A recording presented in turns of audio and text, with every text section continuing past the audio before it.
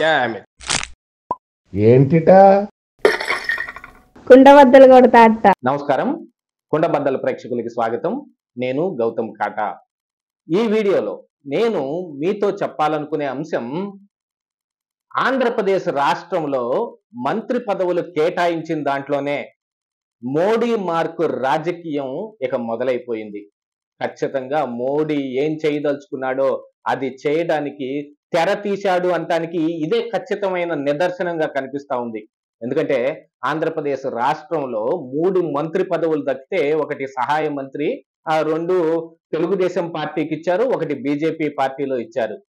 ఈ తెలుగుదేశం పార్టీలో కింజరపు రామ్మోహన్ నాయుడికి ఇచ్చిన మంత్రి పదవి గాని, లేదా పెమ్మసాని చంద్రశేఖర్కి ఇచ్చిన సహాయ మంత్రి పదవి గాని తీసి పక్కన పెట్టేస్తే, బీజేపీ పార్టీలో గెలిచిన 3 నుంచి ఇచ్చిన మంత్రి పదవిలో శ్రీనివాస వర్మకి మంత్రి పదవి రావటం అనే దాంట్లోనే ఇక్కడ మోడీ మార్కు రాజకీయం కనిపిస్తా ఉంది.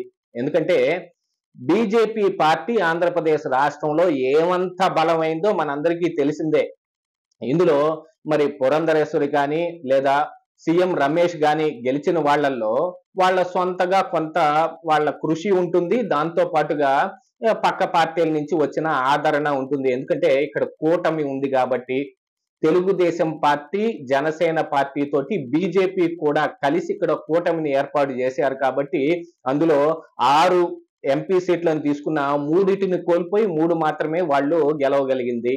అందులో నరసాపురం నుంచి శ్రీనివాస వర్మకి ఎంపీ టికెట్ వచ్చినప్పుడే అనుకున్నారు, యాక్చువల్ గా ఆ ఎంపీ టికెట్ కోసం రఘురామకృష్ణరాజు ఏ మాత్రం కృషి చేశాడో అందరికీ తెలుసు. ఎందుకంటే ఆయన గతంలో కూడా అదే నరసాపురం నుంచి ఎంపీగా గెలుపొంది ఉన్నాడు, ఏది వైఎస్ఆర్ కాంగ్రెస్ పార్టీ నుంచి. కాకపోతే వైఎస్ఆర్ పార్టీ తోటి ఉన్న ఆయనకున్న విభేదాల కారణంగా ఆయనకు బయటకు రావటం కోసం కొన్ని ప్రయత్నాలు కూడా చేశాడు. వస్తూ బీజేపీ పార్టీలోకి వెళ్ళి అక్కడ నరసాపురం ఎంపీ టికెట్ ని ఆయనే తీసుకుందాం అనుకున్నాడు. కానీ జరిగిన విధి ఆడిన వింత నాటకం అనే నాటకంలో డైలాగు చెప్పినట్టుగా కొన్ని విచిత్రమైన సంఘటనలన్నీ జరిగి ఆ టికెట్ ని శ్రీనివాస వర్మకి కేటాయించడం జరిగింది. ఒకసారి శ్రీనివాస వర్మ ఎంత బలమైన అభ్యర్థి నరసాపురం నుంచి అనేది చూసుకుంటే, ఇప్పుడు గెలిచింది మరి మెజారిటీ తోటి వచ్చింది అంతా తీసి పక్కన పెడితే, మరి గత ఎన్నికల్లో ఆయన కనీసం డిపాజిట్ ను కూడా సంపాదించలేనంత క్యాండిడేట్. దాదాపుగా ఆంధ్రప్రదేశ్ రాష్ట్రంలో ఆ పేరు కూడా చాలా మందికి తెలియని అంశంగా ఇక్కడ చాలా మంది చెప్పుకున్నారు ఆ టికెట్ కేటాయించినప్పుడు. అక్కడి నుంచి నరసాపురం నుంచి ఆ శ్రీనివాస వర్మ పోటీ చేస్తున్నాడు అనగానే రఘురామకృష్ణరాజు కూడా చాలా ప్రయత్నాలు చేశాడు, అది కాదని ఇది కాదని చివరకు తెలుగుదేశం పార్టీలో చేరి ఉండి నుంచి ఎమ్మెల్యే అభ్యర్థిగా ఆయన గెలుపొందటం కూడా జరిగింది. సరే, ఇక ఏది ఏమైనప్పటికీ కూటమికి ఎన్ని సీట్లు వచ్చినా చంద్రబాబు నాయుడు, నితీష్ కుమార్ లాంటి వాళ్ళు ఎన్డీఏనే అంటిపెట్టుకొని ఉండటం కారణం చేత ఇక మోడీ మళ్ళీ తిరిగి ప్రధాని కాబోతూ మంత్రి పదవులు కేటాయించిన దాంట్లో ఆంధ్రప్రదేశ్ రాష్ట్రంలో టీడీపీ పార్టీకి 2 ఇచ్చారు. ఎంపీలుగా గెలుపొందిన వాళ్ళలో ఒకటి మంత్రి, ఒకటి సహాయ మంత్రి. మరి బీజేపీ పార్టీలోంచి ఇవ్వాలన్నా కూడా పురంధరేశ్వరిని అధ్యక్షురాలుని సైతం చేసి పార్టీని నడిపే బాధ్యతలు ఆమె మీద పెట్టినా కూడా, ఎంపీగా గెలుపొందినా కూడా ఆవిడకి మంత్రి పదవి లేదు.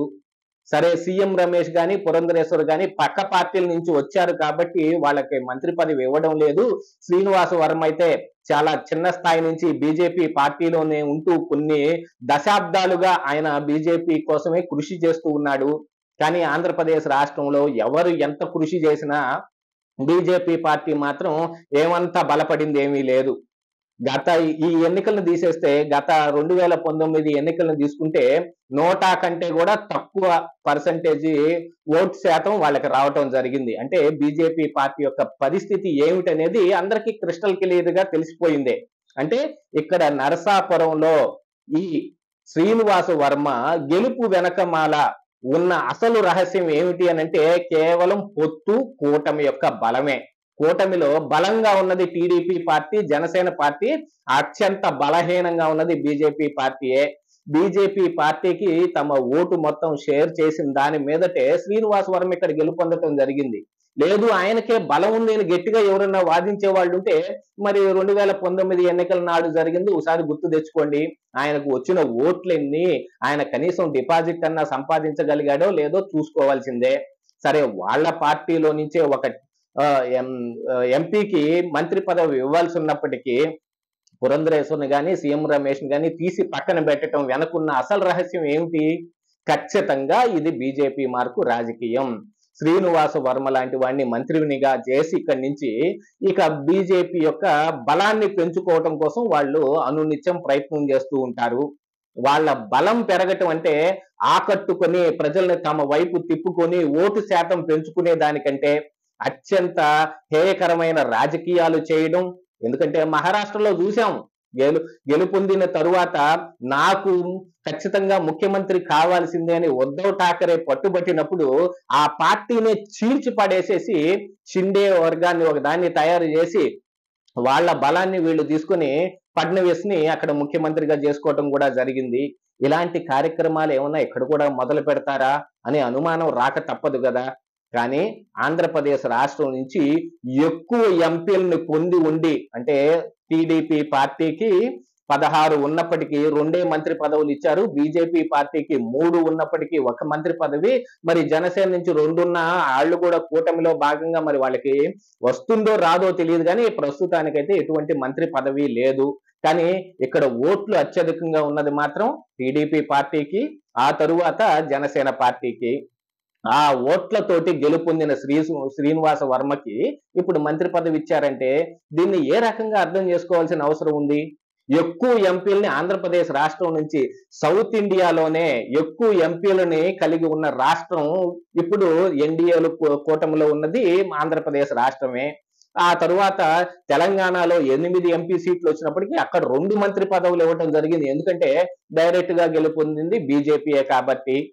మరి 8 ఉన్న చోట 2 మంత్రి పదవులు ఇచ్చి మరి ఇక్కడ ఇంత ఎక్కువ 21 ఎంపీలు ఉన్న చోట 3 మంత్రి పదవులే ఎందుకు ఇచ్చారో తెలియదు. కానీ అందులో ఒకటి మాత్రం బీజేపీ వాళ్ళకే కట్టబెట్టుకోవడం జరిగింది. ఈ శ్రీనివాస వర్మ ఇప్పుడు ఏం చేస్తాడు? ఖచ్చితంగా ఈ గెలుపు ఆయన బలం అయితే కాదు, ఆ విషయం క్రిస్టల్ క్లియర్ గా తెలుసు. బీజేపీ యొక్క బలం కూడా కాదు, అది కూడా క్రిస్టల్ క్లియర్ గా అందరికీ తెలుసు. కానీ పక్క వాళ్ళ ఓట్లతోటి మనం గెలుపొంది లబ్ధి పొంది వాళ్ళనే ఏదో ఒక రకంగా కిందకు పడబోయటానికి వీళ్ళ కార్యకర్తలాగా వీళ్ళ కోసమే పనిచేసే వాళ్ళకి వాళ్ళు మంత్రి పదవులు ఇచ్చుకోవటం జరిగింది. ఇది ఖచ్చితంగా ఆంధ్రప్రదేశ్ రాష్ట్రానికి జరిగిన అన్యాయం కిందనే గుర్తించాలి. మరి రానున్న కాలంలో ఇంకా ఏదైనా మంత్రి పదవులు ఇస్తారో లేదో తెలియదు. కానీ ప్రస్తుతానికైతే ఇచ్చిన 3 ఒకటి సహాయ మంత్రి, 2 మాత్రమే మంత్రి పదవులు. ఆ 2లో ఒకటి తీసుకెళ్లి బీజేపీ అంటే పడి చచ్చిపోయే శ్రీనివాస వర్మకు మాత్రమే ఇవ్వటం, పార్టీలో చేర్చుకొని బాధ్యతలు అప్పజెప్పిన పురంధరేశ్వరికి గాని సీఎం రమేష్ గాని మంత్రి పదవి ఇవ్వకపోవటం వెనుకున్న రహస్యం అందరికి ఇట్టే తెలిసిపోతూ ఉంది కదా.